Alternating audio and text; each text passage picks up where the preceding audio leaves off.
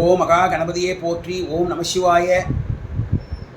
சென்ற பதிவில் நம்ம சிவபுராணத்தினுடைய சுருக்கத்தையும் அதனுடைய சிறப்பையும் தெரிந்து கொண்டோம் இல்லையா? இந்த பதிவில் அந்த சிவபுராணம் மொத்தத்தில் 95 வரிகள் கொண்டது. அதிலிருந்து முதல் 10 வரிகள் நம்ம தெரிஞ்சுக்கலாம். பகுதி பகுதியாக நம்ம தொடர்ந்து இதை சிந்தித்து கொண்டே வரலாம். இந்த 10 வரிகளில் 6 முறை வாழ்க என்றும் 5 முறை வெல்க என்றும் சொல்லப்பட்டிருக்கிறது. முதல்ல வாழ்க. என்னென்ன வாழ்க?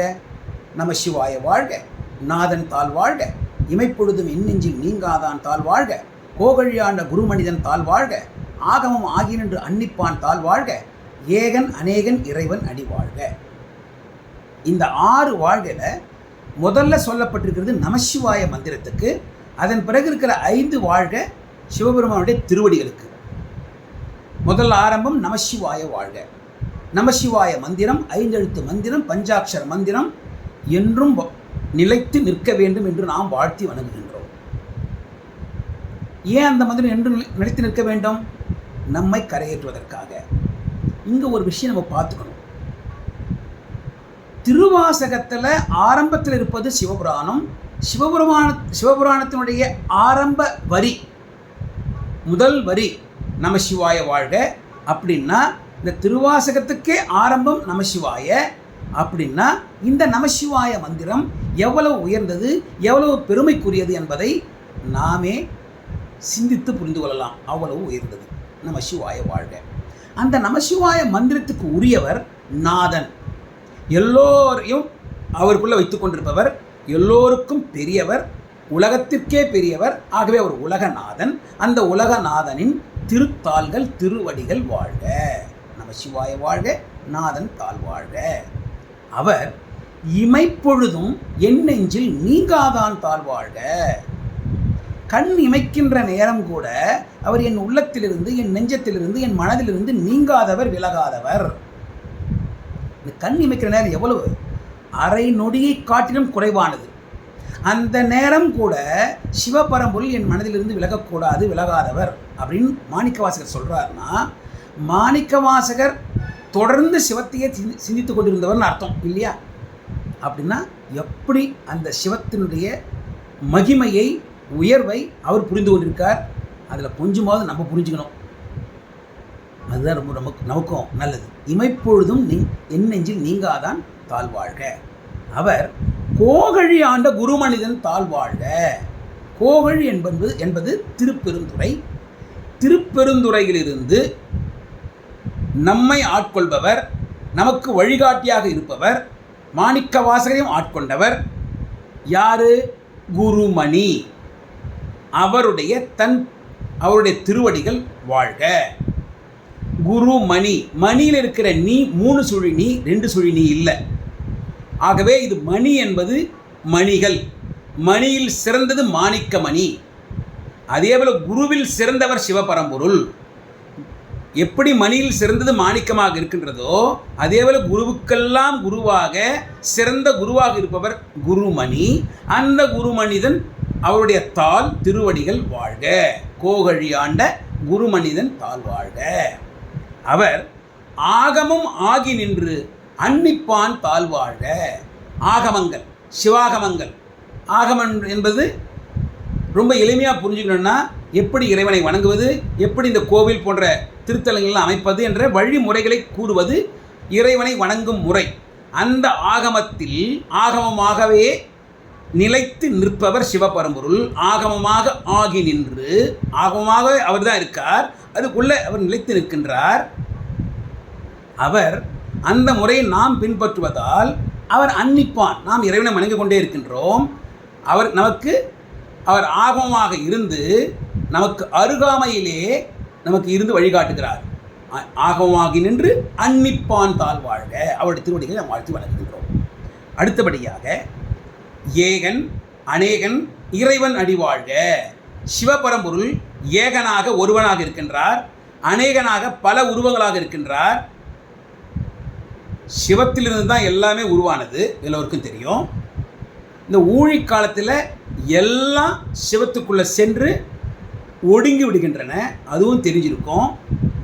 ஆகவே சிவம் ஒன்று, அவனே ஒருவனே சிவன், ஏகன். அதே சிவன் எல்லாவற்றையும் உருவாக்கி மரம், செடி, கொடி, பறவைகள், விலங்கு, தேவர்கள், மனிதர்கள், மற்ற உயிரினங்கள், கடவுள்கள் எல்லோரையும் உருவாக்கி அவர்கள் உள்ளத்திலும் அவர் குடிகொண்டிருக்கின்றார், பல உருவங்களாக இருக்கின்றார். ஆகவே அவர் அநேகன். ஏகனாகவும் அநேகனாகவும் இருக்கின்ற இறைவன், அவருடைய திருவடிகளை நாம் வாழ்த்தி வணங்குகின்றோம். இந்த மாதிரி 6 முறையில் வாழ்க என்று சொல்வதில் முதல் முறை நமசிவாய மந்திரம், பஞ்சாட்சர மந்திரம். அதன் பின்னர் 5 முறைகளும் சிவபெருமானுடைய திருவடிகளை நாம் வாழ்த்தி வணங்குகின்றோம். அடுத்தபடியாக 5 வெல்க. என்னென்ன வெல்க? வேகம் கெடுத்தாண்ட வேந்தன் அடிவெல்க, பிறப்பொருக்கும் பெஞ்சகன் தன் பெய்கள்கள் வெல்க, புறத்தார்க்கு சேயோன் தான் பூங்கல்கள் வெல்க, கரங்குவார் உள்மகிடும் கோண்கள்கள் வெல்க, சிரங்குவார் ஓங்குவிக்கும் சீரோன் கடல் வெல்க. வேகம் கெடுத்தாண்ட வேந்தன் அடிவெல்க. வேந்தன் அரசன். ஒரு அரசனால தான் அவனோட மக்களை கட்டுப்படுத்த முடியும். அதற்குரிய அதிகாரம் அரசனுக்கு உண்டு. அதே போல் நம்முடைய மனசு இருக்க, அது ஒரு இடத்துல இருக்கிறது இல்லை, இங்கே அங்கேயும் ஓடிண்டே இருக்கும், அலைபாஞ்சிலே இருக்கும், குரங்கு போல். அந்த மனது அப்படி அலைபாஞ்சினே இருந்ததுன்னா நாம் போன்ற மனிதர்களால் ஒரு வேலையையும் உருப்படியாக செய்ய முடியாது. முதல்ல தேவையானது அந்த மனதை கட்டுப்படுத்த வேண்டும். அது ஓடுகின்ற வேகத்தை கொஞ்சம் குறைக்க வேண்டும். அதுதான் வேகம் கெடுத்தாண்ட. அந்த நம் மனதின் வேகத்தை கெடுத்து குறைத்து நம் மனதை ஒருமைப்படுத்தி அதன் மூலமாக நாம் அடையக்கூடிய எல்லாவற்றையும் வெற்றிகரமாக அடைய செய்பவர். அந்த அடைய செய்யும் வேந்தன், மன்னன், அரசன் சிவபரம்பொருள். வேகம் கெடுத்தாண்ட வேந்தன் அடிவெல்க.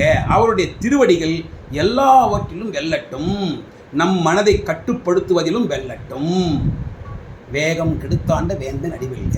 அடுத்தது பிறப்பொருக்கும் பிஞ்சகன் தன் பெய் கழல்கள் வெல்க.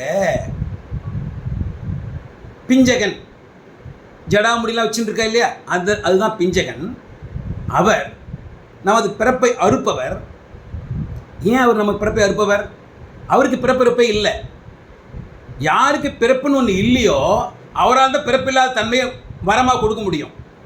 ஆகவே சிவபெருமான் நமது பிறப்பை அறுத்து பிறப்பில்லாத தன்மையை நமக்கு வரமாக கொடுக்கக்கூடியவர். அவர் பிஞ்சகன். பிறப்பறுக்கும் பிஞ்சகன் தன் அவருடைய பெய்கள்கள் வெல்க. அவருடைய திருவடிகள் கழல்கள் பெய்கள்கள், நமக்கு தேவையான திருவடிகள், நமக்கு தேவையான வரத்தை கொடுக்கக்கூடிய திருவடிகள். நம்ம அப்பர் பெருமான் கூட காஞ்சிபுரம் தேவாரத்தில் அண்டமாய் ஆதியாய் அருமறையோடு ஐம்பூத பிண்டமாய் உலகு கோர்ப்பை பொருளாம் பிஞ்சகன் அப்படின்னு சொன்னார். இங்கே பெய்கழல்கள் சிவபெருமானுடைய திருவடிகள், நமக்கு தேவையான திருவடிகள், நமக்கு தேவையான எண்ணங்களை பூர்த்தி செய்கின்ற உண்மை பொருள், உண்மை திருவடிகள். அந்த திருவடிகள் எல்லாவற்றையும் வெல்லட்டும். அடுத்தபடியாக புறத்தார்க்கு சேயோன் தான் பூங்கழல்கள் வெல்க. புறத்தார்க்கு சிவபெருமான் சேயோன். புறத்தவர்கள் யார்? புறத்தவர்கள் சிவனை நினையாதவர்கள், சிவனை வணங்காதவர்கள். எல்லார் மனதிலும் சிவன் இருக்கின்றார். ஆனால் சிவன் அவரை நம்ம வணங்கலைன்னா அவர் உள்ளே இருந்தால் நம்ம புரிஞ்சு கொள்ள மாட்டோம். ஆனால் அவர்களுக்கு அவர் தூரத்தில் இருப்பவர். அந்த புறத்தவர்களுக்கு அவர் சேயோன். புறத்தார்க்கு சேயோன் தன் பூங்கடல்கள் வெல்க. அவருடைய திருவடிகள் பூங்கடல்கள், பூ போன்று மென்மையான அழகான வரம் அளிக்கக்கூடிய திருவடிகள். அந்த திருவடிகள் எல்லாவற்றிலும் வெல்லட்டும். புறத்தார்க்கு சேயோன் தான் பூங்கடல்கள் வெல்க. அடுத்தபடியா கரம் குவிவார் உள்மகிழும் கோன் கடல்கள் வெல்க. கோன் தலைவன். நம்ம போய் நமக்கு உயர்ந்தவர்கள்கிட்ட நம்ம வணக்கம் சொல்லுவோம். நமக்கு உயர்ந்தவர் சிவபரம்பொருள், கோன், அரசன், தலைவன். அந்த தலைவனை நாம் வணங்கும் பொழுது நாம் உண்மையை புரிந்து கொண்டு வணங்குகின்றோம். நாம் செய்யும் தொழில் எல்லாம் அது வெற்றி அடைவதற்கு காரணம் நம்ம இல்லை, நம்ம ஒரு கருவிதான். சிவபரம்பொருள் அதை நடத்தி வைக்கிறார்ன்ற நம்ம உணர்ந்து அவருக்கு நன்றி செலுத்தும் வகையில் நாம் கரம் கூப்பி வணங்குகின்றோம்.